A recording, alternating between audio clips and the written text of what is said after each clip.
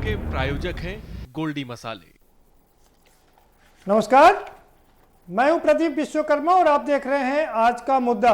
और आज का हमारा मुद्दा है योगी का मंत्रिमंडल विस्तार।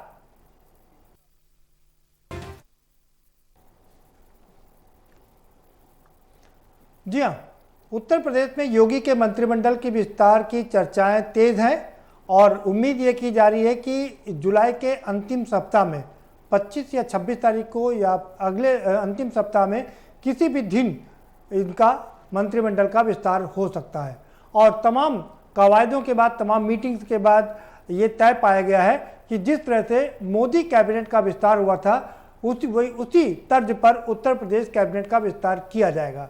कहा यह जा रहा है कि जिस तरह से मोदी में अब की बार पिछड़ों की सरकार का नारा दिया गया था, तो यहाँ भी वही संदेश दिए जाने की कोशिश की जाएगी। अभी हम आपको बता दें कि फिलहाल उत्तर प्रदेश में 7 वैकेंसी खाली है। 7 जगह पर लोगों को मंत्री बनाया जा सकता है, 7 पद भरे जा सकते हैं। इसके अलावा कुछ लोगों के मंत्रिमंडल से बाहर जाने की भी बात चल रही है और हम उन नामों की भी चर्चा करेंगे, क्योंकि निर्णय ये लिया गया है कि जो 70 प्लस हैं, 70 प्लस हैं, उनको यहाँ मंत्रिमंडल से बाहर का रास्ता दिखाया जाएगा और उन्हें कहीं दूसरी जगह एडजस्ट किया जाएगा, जिससे कि वो नाराज ना हो सके। इस पर भी पूरी चर्चा हो चुकी है। इसमें जो पहला नाम है वो मुकुट बिहारी वर्मा सहकारिता मंत्री हैं। उपाध्याय जी हैं, पीडब्ल्यूडी के राज्य मंत्री हैं। उनका पूरा नाम मैं आपको चंद्रिका प्रसाद उपाध्याय जी हैं। पशुधन मत्स्य मंत्री हैं चौधरी लक्ष्मी नारायण, जो बसपा में थे और बसपा से यहाँ पर आए थे। 70 साल से ज़्यादा की उम्र है, उनको शायद इससे कार्य से मुक्त किया जाएगा। और खादी ग्रामोद्योग मंत्री हैं चौधरी उदय भान सिंह। तो ये 4 लोग 70 प्लस से ऊपर हैं। इनको मंत्रिमंडल से हटा करके इनको दूसरा कोई कार्य दिया जा सकता है। अभी ये सूत्रों के हवाले से खबर है।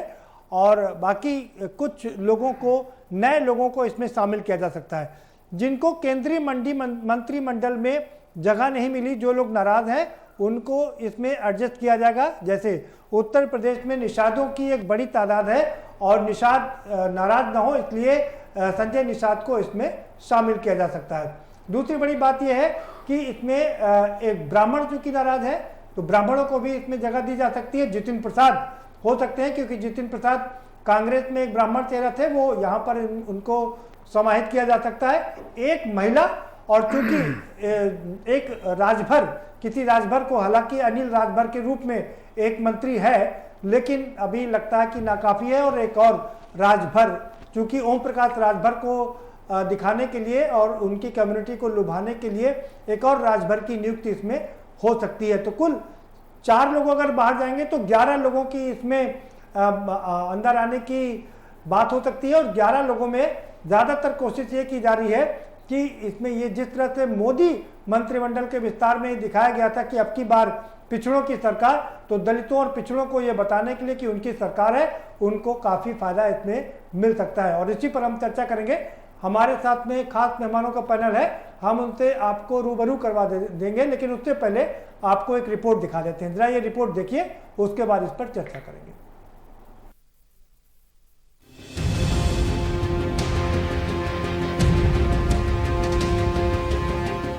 संगठन की ओर से 25, 26 और 30 जुलाई की तारीख का प्रस्ताव दिया गया है। अब किस दिन विस्तार होना है, इस पर मुख्यमंत्री योगी आदित्यनाथ ही मुहर लगाएंगे। उत्तर प्रदेश की सरकार में अब उन नेताओं को जगह मिल सकती है जिन्हें केंद्रीय मंत्रिमंडल में जगह नहीं मिल पाई, ताकि बिगड़े हुए संतुलन को फिर से ठीक किया जा सके। इनमें सबसे पहला नाम निषाद पार्टी के संजय निषाद का है। संजय निषाद के बेटे प्रवीण निषाद को केंद्रीय मंत्रिमंडल में जगह नहीं मिली है।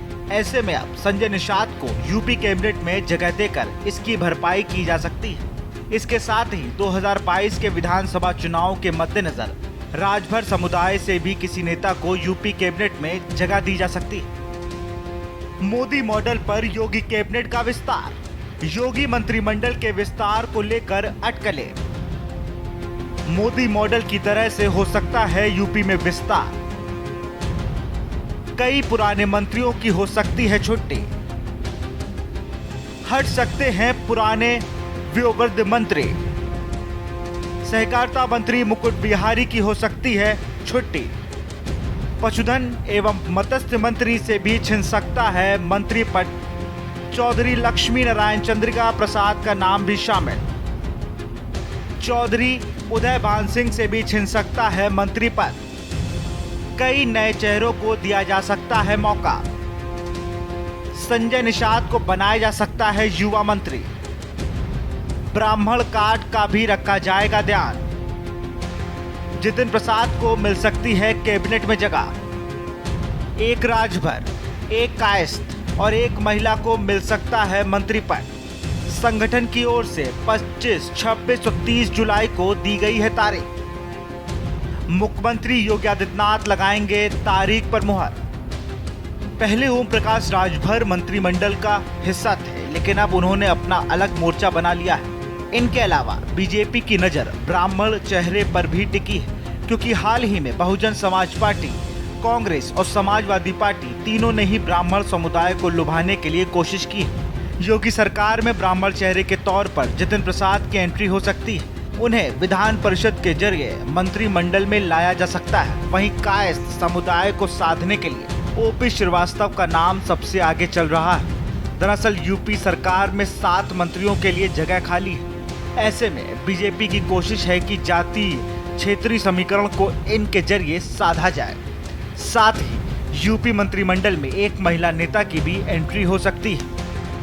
उन नेताओं की बात करें जिनकी यूपी सरकार से छुट्टी हो सकती है, उसमें भी मोदी सरकार के मॉडल को अपनाया जा सकता है, जिसमें उम्र दराज और कमजोर प्रदर्शन करने वाले मंत्रियों को बाहर का रास्ता दिखाया जा सकता है। इनमें सहकारिता मंत्री मुकुट बिहारी वर्मा, पशुधन एवं मत्स्य मंत्री लक्ष्मी नारायण चौधरी, लोक निर्माण राज्य मंत्री चंद्रिका प्रसाद उपाध्याय, खादी एवं ग्राम उद्योग मंत्री चौधरी उदय भान सिंह को बाहर का रास्ता दिखाया जा सकता है। इन सभी मंत्रियों की उम्र 70 साल के पार हो गई है। बता दें कि हाल ही में केंद्रीय मंत्रिमंडल का विस्तार हुआ। इस दौरान उम्र दराज मंत्रियों और कमजोर प्रदर्शन करने वाले मंत्रियों को बाहर का रास्ता दिखाया गया है। वहीं जातीय समीकरण को देखते हुए युवाओं को मौका दिया गया है। केंद्रीय मंत्रिमंडल में भी महिला मंत्रियों की संख्या में बढ़ोतरी हुई है। वहीं उत्तर प्रदेश में भी करीब 7 नए चेहरों को केंद्रीय मंत्रिमंडल में जगह दी गई। अब केंद्र सरकार में करीब 1 दर्जन मंत्री ऐसे हैं जो यूपी से आते हैं। अब देखने वाली बात ये होगी, क्या महिलाओं की संख्या यूपी मंत्रिमंडल विस्तार में बढ़ सकती है। स्पेशल डेस्क के न्यूज इंडिया।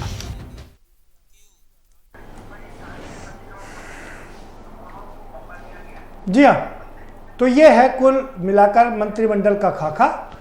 क्या होगा ये तो भविष्य की बात है, ये सिर्फ अनुमानों पर ये सारी बात रखी गई है। हम अनुमान लगा सकते हैं, जो हमारे सूत्र बता रहे हैं कि कैसे किन किन लोगों को मंत्रिमंडल से बाहर का रास्ता दिखाया जा सकता है और कौन है वो चेहरे जो इसमें शामिल हो सकते हैं। और इस पर आगे थोड़ी गहन चर्चा करेंगे, क्योंकि इसमें कास्ट की अगर हम बात करें, उनको अभी कोई स्थान ज़्यादा नहीं मिला है। मुख्यमंत्री बनने वाले थे और बनारस से चल करके लखनऊ आने वाले थे, लेकिन बनते बनते रह गए। उनको जम्मू कश्मीर भेज दिया गया। और AK शर्मा भी जो कायस्थ हैं वो भी डिप्टी CM बनते बनते रह गए। और ऐसे में कायस्थों को लुभाना एक बड़ी बात है और उन्हें भी कुछ ना कुछ इसमें मिल सकता है। तो इसी सब संभावना पर चर्चा करेंगे। हमारे साथ में खास मेहमानों का पैनल है, हम उनसे आपको रूबरू करवा देते हैं। हमारे साथ में अमित कुशवाहा जी हैं, भारतीय जनता पार्टी के प्रवक्ता हैं। बहुत स्वागत है अमित जी आपका। विकास श्रीवास्तव जी हमारे साथ में है, कांग्रेस के प्रवक्ता हैं। बहुत स्वागत है विकास जी आपका। शशांक यादव जी हमारे साथ में है, समाजवादी पार्टी के वरिष्ठ नेता हैं, विधायक हैं। आपका भी बहुत स्वागत है शशांक जी। और राजनीतिक विश्लेषक के तौर पर हमारे साथ सुरेंद्र दुबे जी जुड़े हुए हैं, बहुत ही वरिष्ठ पत्रकार हैं, लंबे समय से राजनीति को देख रहे हैं, समझ रहे हैं। उनसे भी समझने की कोशिश करेंगे कि क्या क्या हो सकता है और कैसे हो सकता है। सबसे पहले अमित जी का रुख करेंगे। अमित कुशवाहा जी, हमने जो रिपोर्ट दिखाई उस पर आप क्या कहेंगे? अब देखिए, ये सब सारे कयास हैं और मीडिया पिछले मेरे ख्याल से 2019 के बाद से जब एक्सपेंशन हुआ था तब से लेकर ये अटकलें लगाई जा रही हैं निरंतर कि मंत्रिमंडल का विस्तार होना चाहिए और विभिन्न जातियों और वर्गों को जो प्रतिनिधित्व अभी तक नहीं मिल पाया है उसका समुचित प्रतिनिधित्व का ख्याल रखा जाना चाहिए। लेकिन सरकार की तरफ से, संगठन की तरफ से ऐसी कोई सूचना अभी तक है नहीं और जिस तरीके से सरकार 360 काम कर रही है 360 डिग्री पे, और चौतरफा विकास और तमाम तरह की योजनाओं को क्रमवार लागू कर रही है, तो ऐसी कोई संदेह और ऐसी कोई मंशा सरकार की अभी हाल फिलहाल नज़र नहीं आ रही है। चूँकि अब ये चुनावी वर्ष है तो बहुत सारी अटकलें, बहुत सारे कयास, बहुत सारे बातें इस तरीके से निकल कर आती रहती हैं मीडिया में कि बहुत सारे मंत्रियों का जो 70 की वर्ष की आयु से अधिक हैं उनका निष्कासन होगा, वो मंत्रिमंडल से बाहर जाएंगे और अन्य लोगों को मंत्रिमंडल में जगह मिलेगी। जैसे आपने अभी रिपोर्ट के दौरान दिखाया कि निषाद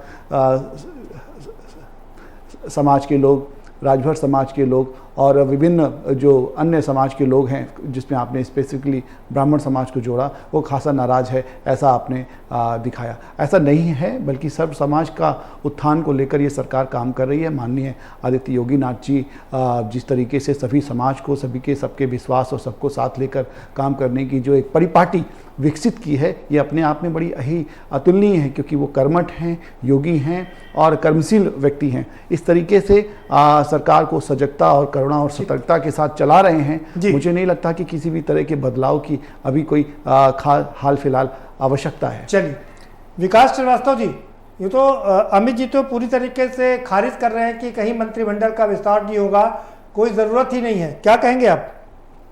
का समय बीत चुका है और सरकार की जो नाकामियां हैं, जो उसका निकम्मापन है योगी सरकार का, वो जनता के बीच में ओपन हो चुका है। मैसेज खराब हो गया है। अब उसमें आप जातीय समीकरण के चश्मे से जिस तरह आप डिबेट करा रहे हैं, ऐसा ये देख सकते हैं, पर इनको देखने का अब हक नहीं रह गया। 4.5 साल में आप बता रहे हो कायस्थ को जोड़ लेंगे। इतना मूर्ख समाज नहीं है जो देश का प्रतिनिधित्व कर चुका है और हिंदुस्तान में तमाम सारे महत्वपूर्ण अधिकारी, डॉक्टर, इंजीनियर देने वाला समाज 4 महीने के झुंझुने से सेट नहीं होने वाला। मैसेज तो इन्होंने कोरोना मिसमैनेजमेंट में सबसे ज्यादा नुकसान अगर हुआ है तो मध्यम वर्ग के लोगों में हो, उसमें ब्राह्मण, कायस्थ, अति पिछड़े, दलित, इस टाइप के समाज के लोगों को ज्यादा दिक्कत उठानी पड़ी। शहर में रहने वालों को तो बहुत ही ज्यादा दिक्कत उठानी पड़ी, जिसमें कायस्थ समाज के लोग, ब्राह्मण समाज के लोग रहे हैं। और कोरोना मिसमैनेजमेंट ही नहीं, राजनीति में जो व्यक्ति आता है, जिसका इन्होंने वोट लिया, अखिल भारतीय कायस्थ महासभा का आप देख रहे हैं लगातार विरोध हो रहा है। इन्होंने केंद्र में 1 मंत्री बचे थे, 2 मंत्री यशवंत सिन्हा, शत्रुघ्न सिन्हा से बहुत पहले ही इन्होंने एक द्वेष पूर्ण भावना से लगातार उनका अपमान किया कायस्थ समाज का।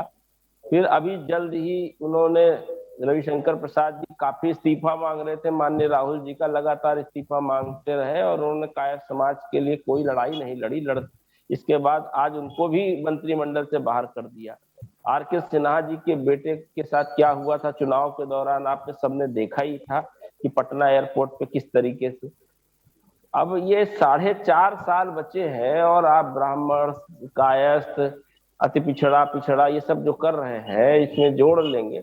हमें नहीं लगता कि एक तो ऐसी कोई इनकी योजना चल पाएगी, और अब तो ये मैसेज बहुत ही खराब जा चुका है। उम्मीद भी नहीं करें कि अब इस तरीके का कोई तगल फेंकेंगे और उससे कुछ बच पाएगी उत्तर प्रदेश में योगी सरकार। ठीक है शशांक, ठीक है शशांक जी, आप क्या कहेंगे इस मंत्रिमंडल विस्तार को लेकर? भाजपा के साथी कह रहे थे कि अभी कोई पार्टी की तरफ से अधिकृत ऐसा वो कोई आपकी रिपोर्ट की पुष्टि नहीं कर पा रहे हैं हमारे भाजपा के मित्र जो हैं, और मैं भी उनकी बात से काफी हद तक सहमत हूं, क्योंकि भारतीय जनता पार्टी जो अंदर से इतना ज्यादा डरी हुई है, वो नहीं चाहेगी कि मंत्रिमंडल विस्तार करके जातियों का वो करके, जब 4-5 महीना सरकार का बचा है, तो वो ये सोचे, वो जनता के सामने ये इंप्रेशन नहीं डालना चाहेगी कि वो विपक्ष के दबाव में दबी हुई है, समाजवादी पार्टी के दबाव में दबी है, इसलिए वो बैकवर्ड और सब जातियों को साधने की कोशिश कर रही है।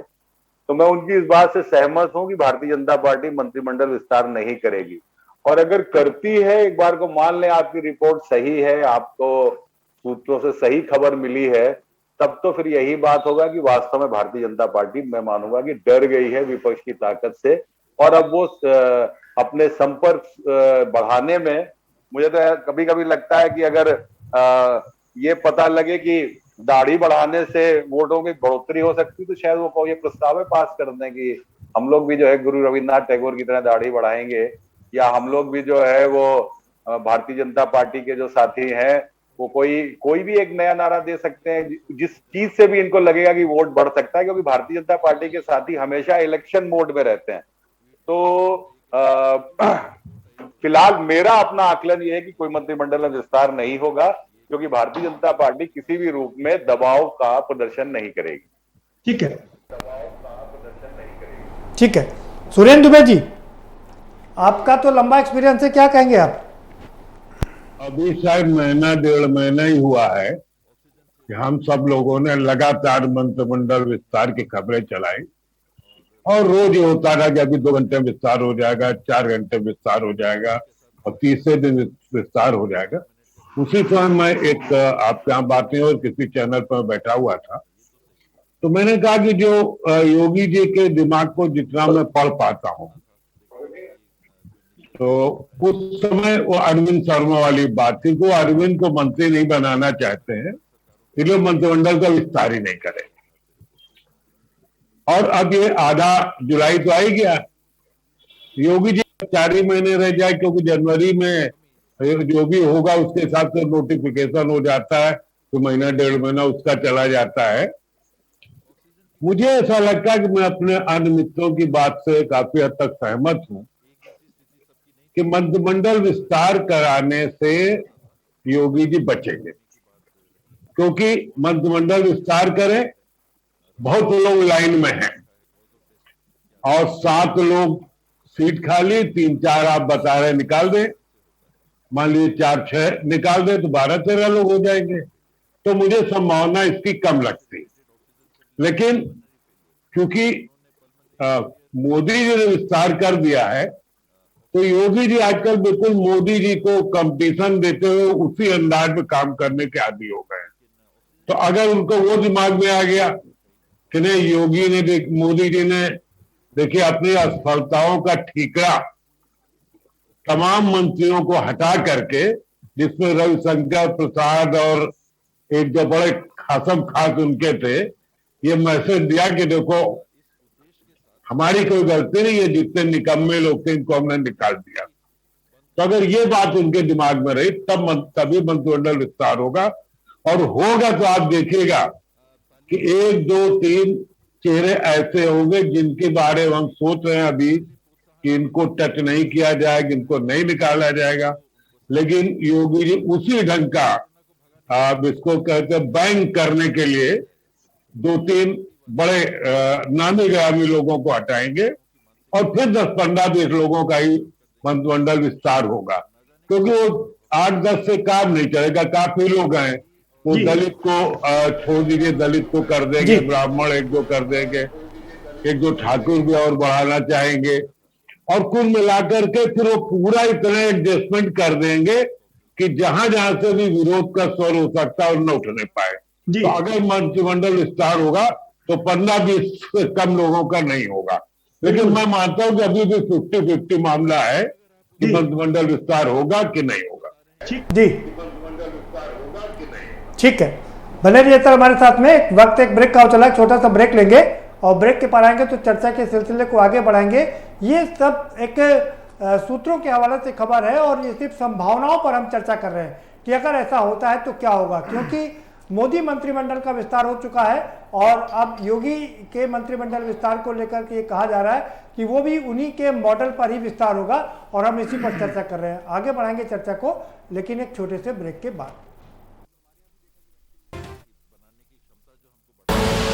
आप देख रहे हैं के न्यूज, खबरों का सारथी। ये कहानी है निखिल की, DSEU स्किल यूनिवर्सिटी का एक स्टूडेंट। Hi guys. हाय। ये क्या चल रहा है? यार हम ना कोविड पेशेंट्स के लिए फंड्स इकट्ठा कर रहे हैं। बट फंड्स का करोगे क्या? यार एक्चुअली हमने सोचा है कि किसी NGO में दे देंगे। फंड्स किसी NGO को देने से अच्छा क्यों ना हम यही हेल्प करें। हम करेंगे क्या? तो निखिल ने सोचा जो स्किल उसने यूनिवर्सिटी में सीखा उसका फायदा उठाया जाए। चलो कुछ करते हैं। फिर सोसाइटी प्रेसिडेंट से करके बाद उसने की शुरुआत। Let's do it.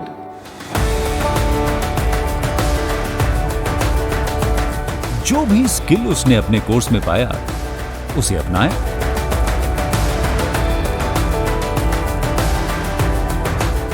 और फिर सोसाइटी के लिए खोल दिया कोविड वार्ड।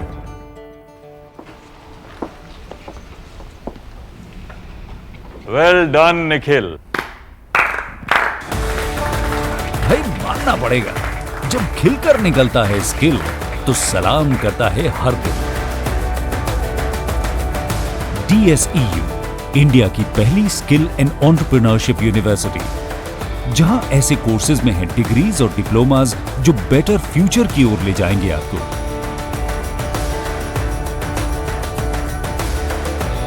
तो एडमिशन के लिए अप्लाई कीजिए।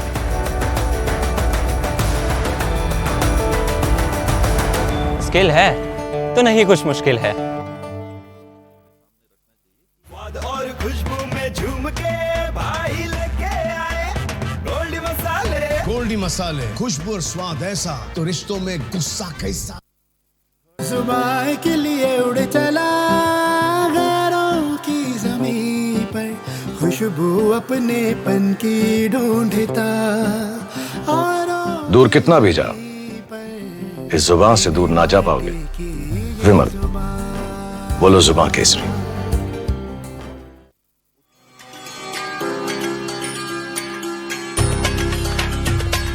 उत्तराखंड सरकार ने कोरोना संक्रमण एवं अन्य बीमारियों में अपने माता पिता या संरक्षक को खो चुके बच्चों की देखभाल, उनके पुनर्वास और चल अचल संपत्ति की सुरक्षा के लिए अपना हाथ आगे बढ़ाया है और वात्सल्य योजना का ऐलान किया है, ताकि लाचारी में न गुजरे इनका एक भी पल और संवारा जा सके आने वाला कल। मुख्यमंत्री वात्सल्य योजना में शामिल बच्चों का भविष्य सुरक्षित बनाने के लिए राज्य सरकार ने सभी जरूरी प्रावधान किए हैं। वात्सल्य योजना के अंतर्गत उत्तराखंड में 1 मार्च 2020 से 31 मार्च 2022 तक की अवधि में माता पिता की कोरोना अथवा किसी अन्य बीमारी से मृत्यु हो जाने पर बच्चों को इस योजना के अंतर्गत सहायता प्रदान की जाएगी। वो बच्चे भी लाभार्थी होंगे जिनके माता पिता की मृत्यु पहले हो चुकी है और अब उनके संरक्षक की भी मृत्यु हो गई है।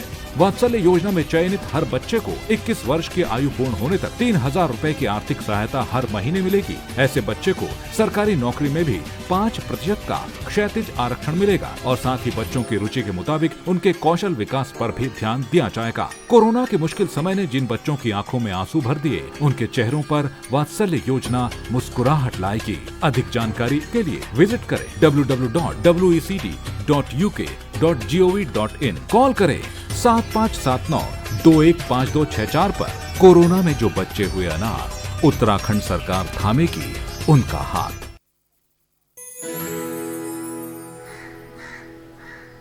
अब हारने के लिए तैयार हो जा चुटकी। ये देख क्वीन मेरी। भाभी देखो ना भैया। अरे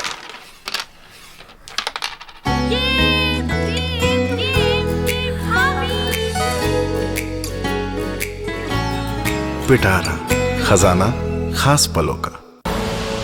आप देख रहे हैं के न्यूज, खबरों का सारथी। ब्रेक के बाद आपका स्वागत है और सभी मेहमान हमारे साथ बने हुए हैं। हम इस सेगमेंट में बात करेंगे सबसे पहले उन मंत्रियों की जो 70 के पार हो चुके हैं और जिन्हें उम्मीद की जा सकती है कि मंत्रिमंडल से बाहर करके कुछ दूसरी बड़ी जिम्मेदारी दी जा सकती है। अमित जी के पास चलेंगे। अमित जी, 4 नाम है हमारे पास में। मुकुट बिहारी वर्मा सहकारिता मंत्री, पशुधन एवं मत्स्य मंत्री चौधरी लक्ष्मी नारायण, तीसरे हैं राज्य मंत्री चंद्रिका प्रसाद उपाध्याय, आप टीवी पर देख रहे हैं उनका फोटोग्राफ, और चौथे हैं खादी एवं ग्रामोद्योग मंत्री चौधरी उदय भान सिंह। ये चारों लोग 70 के पार हो चुके हैं, बुजुर्ग की श्रेणी में आ रहे हैं। आपने 2017 में हमने देखा कि कैसे जो 70 के पार थे उनको मंत्रिमंडल से बाहर का रास्ता दिखाया गया। क्या लगता है कि वाकई अब समय आ गया कि इनको संगठन में या किसी दूसरी जगह बड़ी जिम्मेदारी दी जाए? देखिए, संगठन इस आधार पर ये तय नहीं करता कि किसकी आयु कितनी है और कौन किस पद पर आसीन है। व्यवस्था इस बात की है, जो चर्चा इस बात की है वो इस बात को लेकर है कि क्या सरकार ठीक ढंग से काम कर पा रही है कि नहीं, क्या विभिन्न मंत्रालयों से जुड़े हुए जो मंत्री हैं माननीय, नहीं, लेकिन अभी किस तरीके से काम सरकार चाहे जितना अच्छा काम करे और पार्टी चाहे जितना अच्छा काम करे, लेकिन सुधार की गुंजाइश, सुधार की संभावनाएं लगातार बनी रहती हैं। देखिए, जैसा कि सरकार का हमेशा से रवैया रहा है कि हम रिफॉर्म, परफॉर्म और ट्रांसफॉर्म की थीम पर काम करते हैं। हम निरंतर अपनी व्यवस्था को, तो हम उसी की तो बात कर रहे हैं ना, अपनी हम रिफॉर्म की बात कर रहे हैं। लेकिन आपका रिफॉर्म होगा तभी तो आप परफॉर्म कर पाएंगे। लेकिन इस बात को ये कहना कि इन 4 माननीय को बाहर का रास्ता दिखाया जाएगा, कुछ मंत्री परिषद में या मंत्रिमंडल में विस्तार पे कुछ उठापटक होगी, इसके कयास मैंने शुरू में प्रारंभ में कहा था, ये एक कयास मात्र है, इस पे कोई तथ्य नहीं है, इन सब बातों का कोई तथ्य नहीं है। चलिए, हम संभावनाओं की बात कर रहे हैं, जब तक संभावनाओं पर एक चर्चा कर रहे हैं। संगठन के वरिष्ठ पदाधिकारी गण, हमारे माननीय मुख्यमंत्री जी, 2 हमारे डिप्टी सीएम साहब, जब तक सब लोग नहीं बैठेंगे, संगठन हमारा तय करता है, जब तक चीजें अरे भाई बैठ तो चुके ना, लगातार आरएसएस के साथ में बैठकें हुई। हाँ, अभी 2 दिन आरएसएस और संगठन और विभिन्न सामाजिक सांस्कृतिक संगठनों के साथ कितनी बैठक करेंगे दिल्ली में? विभिन्न सामाजिक और विभिन्न, देखिए भारतीय जनता पार्टी एक लोकतांत्रिक पार्टी है, विभिन्न सामाजिक और सांस्कृतिक संगठनों के साथ उसका सतत संवाद चलता रहता है, ताकि वो समाज की तो जो तमाम समस्याएं हैं, तमाम समाज की जो बिंदु हैं, उसको लगातार अपने विचार बिंदु में रखे और अपनी कार्यशैली को और इफिशिएंट बनाए। हमारी सरकार का यही दायित्व है, नहीं वो ठीक है, ये आपकी हम कैसे ज्यादा से ज्यादा अच्छा परफॉर्म डिलीवरी पर विश्वास करें, हम ज्यादा से ज्यादा परफॉर्म करें, हमारा जो विचार लेकिन परफॉर्म तो आप तभी कर पाएंगे ना जब युवा आपके साथ में जुड़ेंगे। जी, तो युवाओं को जोड़ने की बात की जा रही ना, तो युवा जुड़ने का जो तात्पर्य है, निश्चित तौर पर पार्टी में एक बड़े युवाओं की संख्या है और बड़े योग्य लोग हैं पार्टी के भीतर, और उन्हें आने वाले वर्षों में जैसे जैसे पार्टी का कार्यकाल आगे बढ़ेगा, जरूर निश्चित तौर पर दायित्व मिलेगा। फिलहाल जो मैं बार बार इस बात को दोहरा रहा हूं कि अभी फिलहाल ऐसी कोई चर्चा नहीं है, ना किसी मंत्री में विस्तार और ना किसी बदलाव की। ठीक है विकास जी, आपके पास आ रहा हूं। 4 नाम हमने दिखाए आपको, इन पर चर्चा चल रही है कि 70 साल से ज्यादा की उम्र हो गई है, वे वृद्ध हो गए हैं, उनको कोई दूसरी जगह कहीं का राज्यपाल बनाया जाए या कोई दूसरी जिम्मेदारी दी जाए और युवाओं को इसमें शामिल किया जाए। क्या कहेंगे इसको लेकर? से भारतीय जनता पार्टी सरकार में आई उत्तर प्रदेश में, और पूरे देश में कहा जाए, प्रदेश में तो हाल पहले से ही बुरा था, सहकारिता आंदोलन पूरी तरीके से विलुप्त हो गया और सहकारी समितियों के हालात बहुत ही बुरे। मुकुट बिहारी वर्मा अगर हटाए जाते हैं तो उनको इसलिए भी हटा देना चाहिए कि उन्होंने सहकारिता डिपार्टमेंट को पूरी तरीके से निस्ते नाबूद कर दिया है। आप बैंकों के हालात देख लीजिए, लोनियों की हालात देख लीजिए, ऋण किसानों को जो ऋण देने थे और जो उन्होंने वादा किया था सॉयल कार्ड देंगे, उसकी जांच का काम जो था पूरी तरीके से विफलता का आधार माना जाएगा। उम्र किसी भी जगह राजनीति में मायने नहीं रखती। वह विचारधारा उनकी संघ की थी और बीजेपी की थी, उसमें कोई उन्होंने ऐसा काम नहीं किया है कि उस वजह से उनको हटाया जाए। और उम्र राजनीति कोई मायने नहीं रखती है, क्योंकि विद्वान और अनुभव बहुत जरूरत है राजनीति में, और युवा शक्तियां तभी आगे बढ़ सकती हैं जब उनके पास कोई मजा हुआ अनुभवी व्यक्ति। नहीं वो तो ठीक है, लेकिन जो युवा होगा वो ज्यादा बेहतर, मोदी जी भी कहते हैं युवा ज्यादा बेहतर तरीके से काम कर पाते हैं, टेक्नोलॉजी का अच्छा इस्तेमाल कर पाते हैं।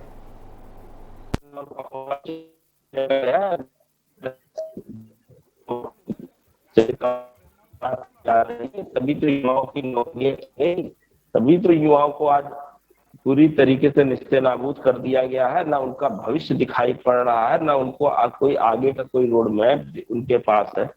और आज अपने मंत्रिमंडल में अगर इस तरीके का फैसले ले रहे हैं तो ये तो दुर्भाग्यपूर्ण होगा जिस दिन इस आधार पर आप हटा देंगे कि वो बुजुर्ग है और उनके पास कोई, उनके अनुभव को तो आपने देखा नहीं, उनका इस्तेमाल आपने जितने भी मंत्री, उनके अनुभव का दूसरी जगह इस्तेमाल किया जाएगा ना विकास जी। मुकुट बिहारी वर्मा, उन्होंने सहकारिता आंदोलन और सहकारी समितियों का जो आज इंफ्रास्ट्रक्चर जिस पर पूरा दारोमदार है उत्तर प्रदेश की 24 करोड़ की आवाम का, आज वो कहाँ चला गया है? स्वयं सहायता समूह कहाँ चले गए हैं? और भी आप मंत्रियों का जो नाम जी, तो क्या आपको क्या लगता है कि मोदी योगी जी ऐसे मंत्रियों को हटा के संदेश देना चाहेंगे कि जिन लोगों ने परफॉर्म नहीं किया है उनके लिए जगह नहीं है? किसी योगी जी के आदर्श हो सकते होंगे, पर भारतीय राजनीति में इन लोगों से बड़ा कुछ जुमलेबाज नहीं है, कुछ भी नहीं सीखना चाहिए। जो भी राजनीति में है, चाहे वो बीजेपी में ही क्यों ना हो, कभी भी उसको मोदी और अमित शाह को तो अपना आदर्श बनाना नहीं चाहिए। अपनी सारे नंबर अपने फेल, सारे कॉपी, एक अच्छा अपना नहीं आता। अरे कैसे नहीं बनाएंगे विकास जी? आप जिस तरह से आपके यहाँ सोनिया, प्रियंका, राहुल हैं, उसी तरीके से इस समय अभी यहाँ पर मोदी जी और अमित शाह हो गए हैं। संघ के सहारे जबरदस्ती तो हुए हैं, क्योंकि संघ तो कुछ और चाह रहा है।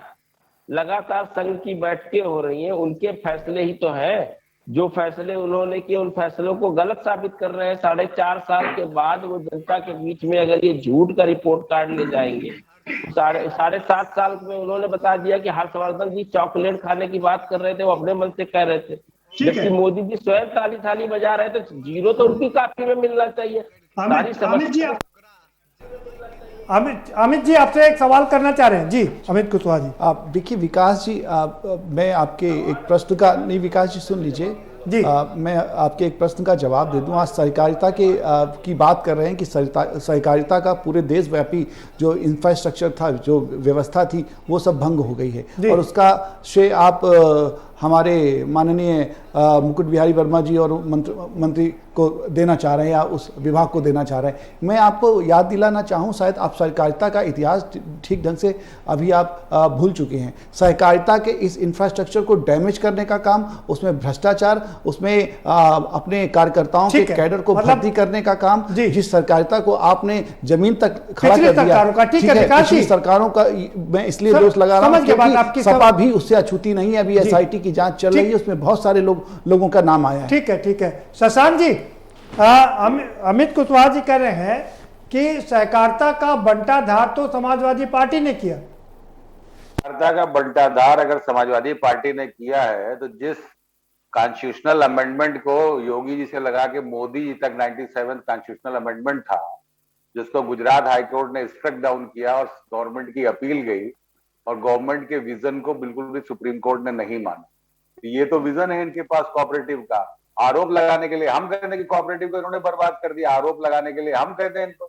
आरोप की बात नहीं है। अगर आप प्रिंसिपल्स की बात देखिए, अमित जी बात ये आपने अपने कैडर, अपने परिवार के लोगों को वहां बैठाया है और सहकारिता का पूरा भंडाफोड़ किया है। आपने पूरी व्यवस्था को नेस्तनाबूद कर दिया है और उससे ग्रामीण परिवेश में रह रहे लोगों को कितनी असुविधा हुई है, इसका अंदेशा होगा। और आप सुन लीजिए अमित जी। हाँ ठीक है, नहीं वो पहले पूरी बात सुन ले, उसके बाद इत्मीनान से बोले, पूरी बात हम सुनेंगे।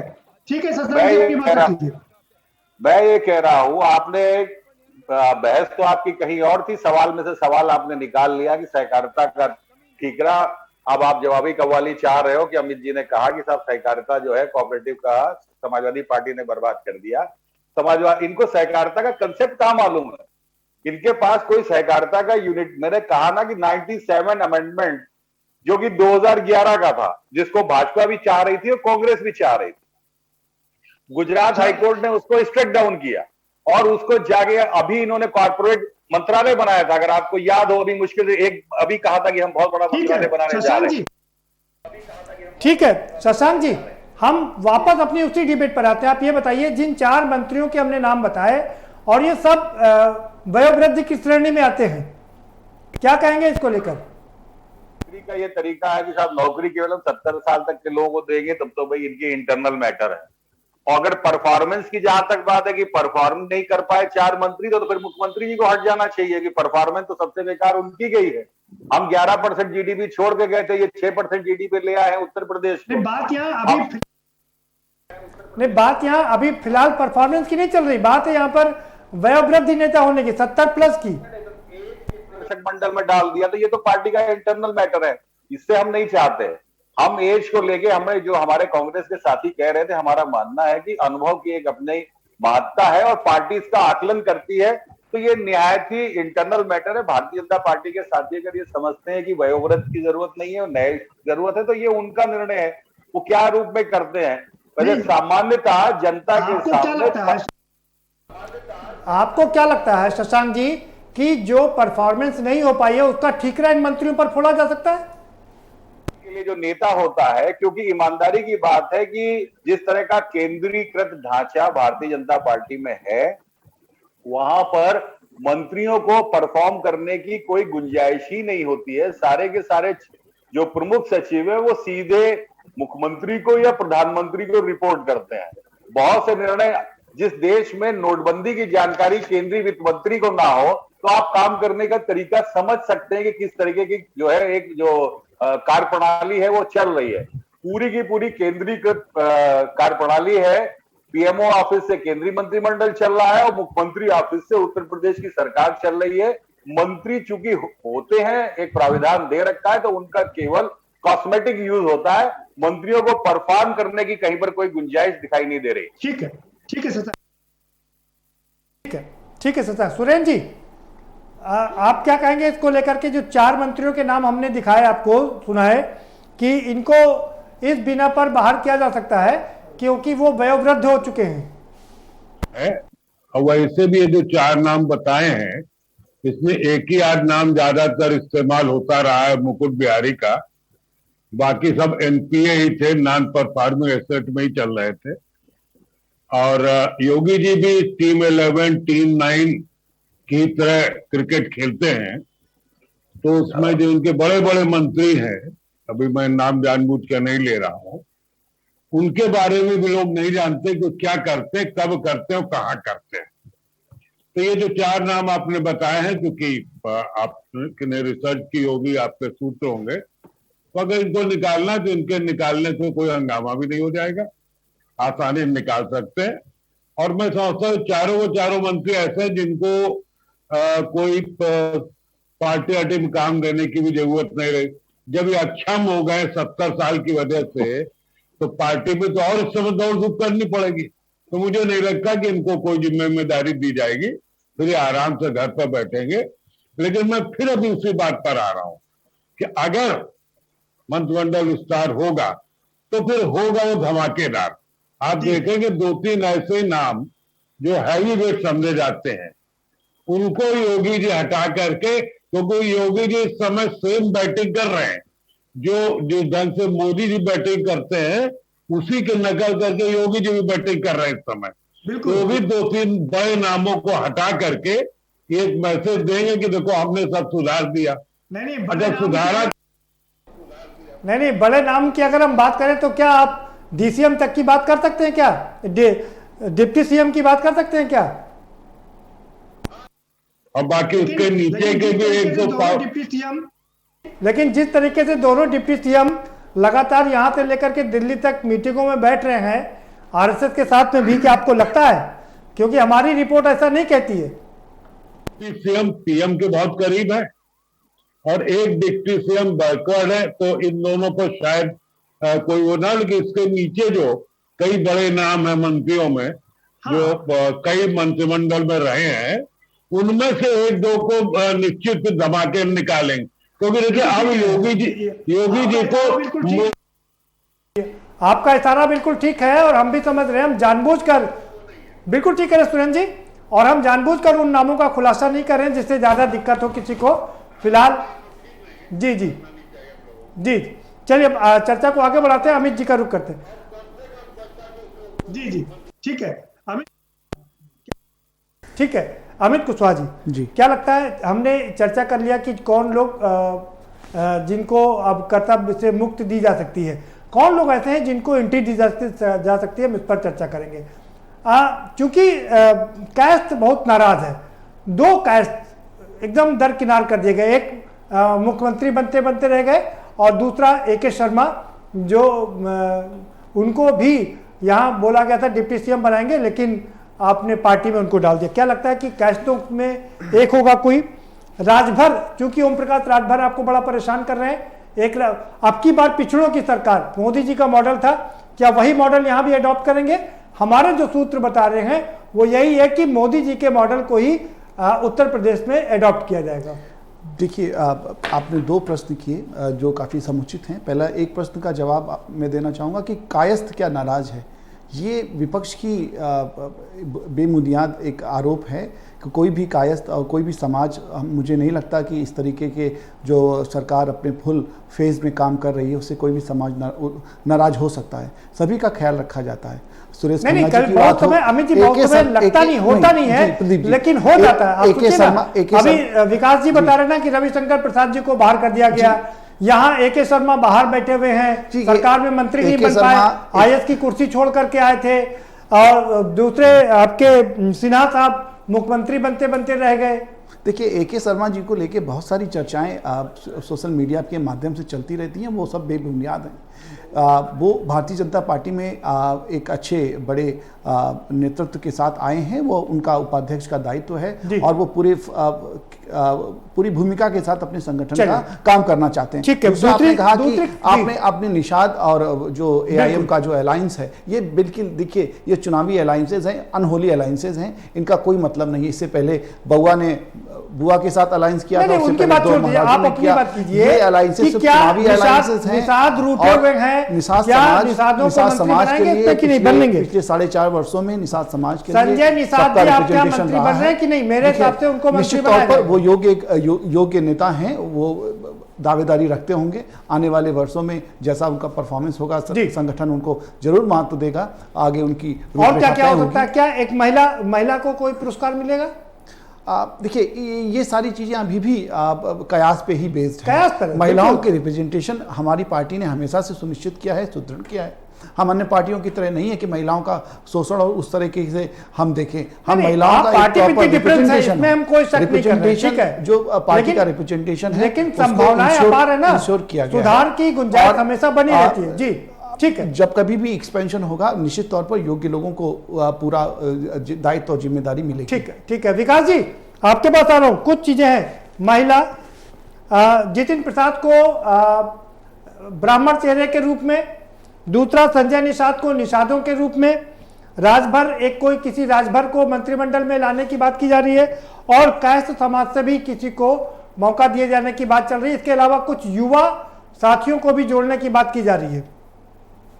देखिए प्रदीप जी, एक चीज क्लियर कर दे कि केंद्र सरकार में जिस तरीके से उन्होंने चेंज किया है, उनके पास अभी 2.5-3 साल का समय है, और वो अपनी चेहरे की कालिक दूसरों पर पोत करके वो इस्त्री करना चाह रहे हैं। अब इसके बाद भी उनको बहुत सारे अवसर मिलेंगे, अभी उनके पास अवसर है राजनीति करने के। और उत्तर प्रदेश में समय बहुत कम है, और उत्तर प्रदेश का जो रिपोर्ट कार्ड होता है, ये स्थानीय विधायकों के रिपोर्ट कार्ड से जोड़ा जाता है। राजनीति उत्तर प्रदेश की बदलेगी यहाँ के बीजेपी के विधायकों की परफॉर्मेंस पे, उनके एटीट्यूड, जनता के साथ उनका व्यवहार कैसा रहा। ज्यादातर आपको याद होगा कि सांसदों का रिपोर्ट कार्ड बनता है, उनका जो गांव लिया गया या उन्होंने जो वायदे किए उस पर कितना खरे उतरे, और विधायकों का एटीट्यूड ही बहुत बड़ी चीज होता है। जब विधायक खुद मंत्री से मिल नहीं पा रहे हैं, उनको खुद उत्पीड़न किया जा रहा है, कोरोना में उनके घर के लोग और खुद मर गए और लोगों ने फोन तक नहीं उठा रहे, सिमो उनकी बात नहीं सुन रहा है, विधायकों को दरोगा और चौकी के सिपाही नहीं जोड़ रहे हैं, एक चालान नहीं वापस करा सकते हैं, छोटा मोटा मामला किसी की मदद नहीं कर सकते। नहीं, वो सब अलग बात है। मैं जो बात कह रहा हूँ उसमें क्या आपको कुछ दम नजर आ रहा है कि नहीं? कि ब्राह्मण बात कर रहे हैं, स्पष्ट भी ये वो समाज। जी ठीक है सर जी, ठीक है। शशांक, विकास जी समय कम है, शशांक जी क्या कहेंगे आप? एक महिला, आपने सुना कि एक महिला, एक राजभर, एक निषाद, एक कायस्थ समाज से और जितिन प्रसाद को ब्राह्मण के रूप में अंदर लाने की बात की जा रही है। योगी जी जितना मैं समझ पाया हूं, अपनी डरी हुई इमेज जनता के सामने नहीं रखेंगे। वो ये साबित नहीं करना चाहेंगे कि मेरी पकड़ ढीली हो रही है, लिहाजा मुझे जातीय नेताओं की जरूरत है। वो कोई भी किसी भी रूप में मंत्रिमंडल में फेरबदल नहीं करेंगे। जो हमारे विशेषज्ञ महोदय बैठे हुए हैं, मैं उनकी बात से यहाँ पर सहमत हूं। अगर बदलाव होगा तो फिर ये 11 तक नहीं होगा, ये 15-20 तक गिनती जाएगी। ठीक है सुरेंद्र जी, देखिए मैंने फिर कहा ना कि अगर जैसे दो नाम, एक ने आपने कहा मुकुट बिहारी, तो चूंकि अभी कोऑपरेटिव सर उनकी बात हो गई। जो हम बात कर रहे हैं जिनको अंदर लाया जा सकता है, उसमें से जी एक राजभर, किसी राजभर, क्योंकि राजभर ओम प्रकाश राजभर को काउंटर करने के लिए एक और राजभर को मंत्री बनाया जा सकता है। निषादों की नाराजगी दूर करने के लिए निषाद मंत्री बनेगा, संजय निषाद हो सकते हैं मंत्री की महिला, और कायस्थ समाज को भी संतुष्ट करने के लिए किसी कायस्थ को भी अंदर लाया जा सकता है। और साथ ही साथ में जितिन प्रसाद जो कांग्रेस छोड़कर आए हैं, ब्राह्मण चेहरे के रूप में इसमें आ सकते हैं। जिस ढंग से अचानक आप देख रहे हैं 2-3 दिन से ब्राह्मण शुरू हो गया है, मायावती ने ब्राह्मण सम्मेलन करने को कहा है और कांग्रेस भी कह रही है कि हम ब्राह्मणों को बहुत सम्मान देंगे, बीएस और समाजवादी पार्टी लगी हुई है। मुझे लगता है कि शायद जितिन प्रसाद के अलावा एक कोई और ब्राह्मण भी बना सकते हैं, क्योंकि देखिए जितिन प्रसाद की एज ए ब्राह्मण नेता कभी कोई इमेज नहीं रही है। बिल्कुल, जो नेता अपने नाम के आगे अपना सरनेम नहीं लगाता है उसको आप ब्राह्मण नेता, ठीक आप कहते रहिए ना। उनके पिताजी जितेंद्र प्रसाद ने कभी अपने आप को ब्राह्मण नेता के रूप में प्रोजेक्ट किया और ना ही जितेंद्र ने। अब ठीक है आप ले आए हैं बीजेपी और कह रहे हैं ब्राह्मण, तो मुझे लगता है उनको अगर बनाएंगे एक चेहरा और लाएंगे, मतलब एक प्योर ब्राह्मण जो सबके सामने दिखाई देता हो माना जाता है। बिल्कुल, जो आदमी अपना सरनेम नहीं लिखना चाहता उसको उत्तर प्रदेश में कोई ब्राह्मण नेता नहीं मानता। ठीक है, ठीक है, बहुत शुक्रिया सर जी। गया है जो अभी तक डिप्टी सीएम रट रहे थे, अब वो कहने लग गए कि ब्राह्मण हमारी स्वाभाविक, वो बीजेपी बहुत अच्छी पार्टी है और अब उनके साथ रहेंगे। तो इससे मुझे लगता है कि उनको भी कहीं चारा फेंक दिया गया कि चिंता मत को भाई मंत्रिमंडल शामिल कर ले अगर हो रहा है तो जी। बाकी महिला कौन विधायक हो सकती मुझे उसमें बहुत आइडिया नहीं है कि कौन। शशांक जी,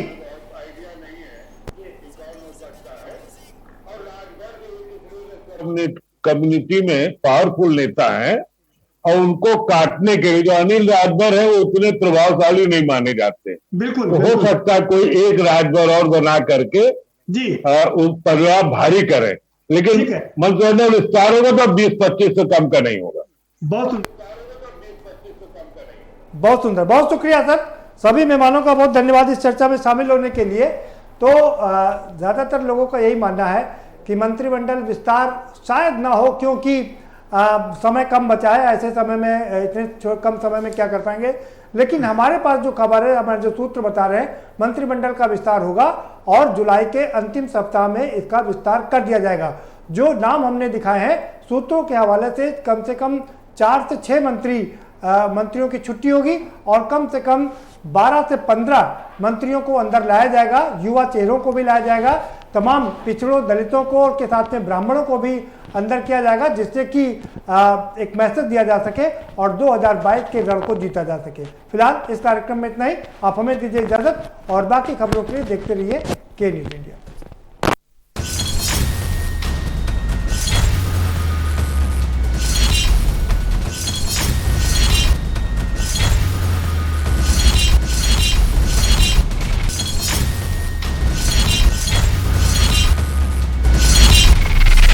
कार्यक्रम के प्रायोजक हैं गोल्डी मसाले।